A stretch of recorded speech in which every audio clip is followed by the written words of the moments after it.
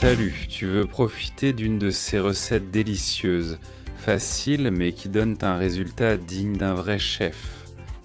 Eh bien, tu es au bon endroit pour accompagner. Aujourd'hui, je vais préparer une purée de pommes de terre avec une petite astuce pour qu'elle soit incroyable. La première chose à faire, évidemment, c'est de couper les pommes de terre. Moi, j'aime les couper en petits dés, car comme ça, elles cuiseront plus vite et je finis plus tôt. D'abord, tu sais, il faut profiter du temps, alors je coupe des bandes et je les découpe en dés. Ces dés, je les mets dans une casserole dans laquelle j'ai mis de l'eau et, comme tu vois, aussi du sel. Une fois que ça commence à chauffer, je mets les pommes de terre dedans et je vais couvrir la casserole. Le but, c'est que ça cuise doucement, mais qu'on arrive à avoir une pomme de terre bien tendre assez rapidement.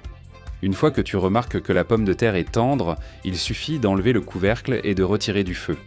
Cette pomme de terre, tu vas l'emmener à ton mixeur ou ton blender. Oui, exactement, rien de plus, encore chaude, en train de fumer.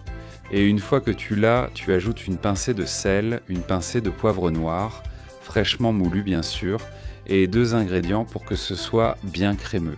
Un bon filet de lait et une cuillère de beurre ou de margarine pour lui donner une touche crémeuse.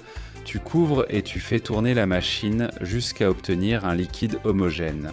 Si tu préfères que ce soit plus épais, mets moins de lait, et si tu l'aimes très liquide, fais comme moi ou même un peu plus. L'important, c'est que ce soit bien mixé et que quand tu enlèves le couvercle, voilà, ça ait cette apparence-là.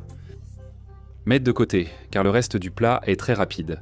Je vais préparer un filet mignon qui pèse environ 600-650 grammes. Je vais le couper en médaillons épais comme ça, parce que j'aime quand il reste bien juteux à l'intérieur. Mais tu peux les couper comme tu veux, comme tu préfères. Je vais aussi hacher 2 gousses d'ail que, comme tu vois, je coupe en fines lamelles. Un filet d'huile dans une grande poêle et j'ajoute l'ail. Je mets à feu moyen ou moyen vif et j'attends que ça commence à dorer. Mais il faut bien surveiller parce qu'à partir du moment où tu vois que l'ail commence à prendre une petite couleur dorée, tu le retires. Il suffit qu'il soit juste un peu doré, c'est suffisant. Maintenant, dans cette huile parfumée à l'ail, je dépose les médaillons de filet mignon. Mais regardez-moi ça, quelle allure ça a, mon Dieu. Et je vais les cuire jusqu'à ce qu'ils commencent à dorer à ce moment-là. Poivre selon ton goût, par-dessus, et aussi de l'ail en poudre. Oui, comme tu l'entends, ça va vraiment relever le goût et on met aussi un peu de sel sur chaque morceau. Maintenant, il ne te reste plus qu'à attendre qu'ils soient bien dorés et à les retourner. J'y étais presque, alors on les retourne. Cet effet est génial parce qu'il fait comme une sorte de croûte et tous les jus restent à l'intérieur. La viande devient très juteuse. Regarde comme c'est appétissant, ça donne envie. Mais il nous reste la touche finale, une sorte de sauce fantastique qu'on va préparer avec une tasse de vin blanc, environ 200 ml. Utilise celui que tu as ou que tu préfères. Et bien sûr, on va laisser l'alcool s'évaporer, donc on laisse cuire en remuant de temps en temps pour que la saveur se mélange bien avec celle de la viande. Si tu préfères une sauce épaisse, ajoute une cuillère de farine ou utilise de la maïzena, fécule ou amidon de maïs si tu préfères. L'important, c'est de l'ajouter au centre et de bien mélanger encore et encore pour que ça se dissolve et qu'on obtienne une sauce aussi impressionnante que celle-ci. Et mon Dieu, quel plat!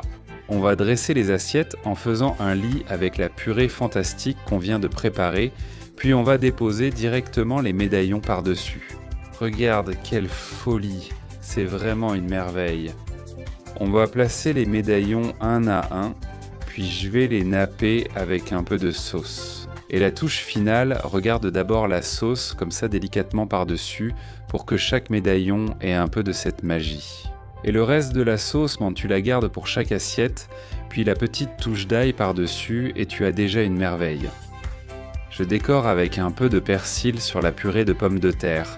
Et regarde quel plat! Ça donne envie de se régaler et de partager, non? Regarde comme ça a l'air bon. Oui, je sais, on pourrait ajouter un autre accompagnement comme des pommes de terre ou des petits légumes. Mais ne me dis pas que cette sauce sur un lit de purée de pommes de terre avec un peu de jus n'est pas une véritable bénédiction. Et de près, regarde de près. Et si tu coupes, la viande elle se défait rien qu'en la touchant. Un vrai...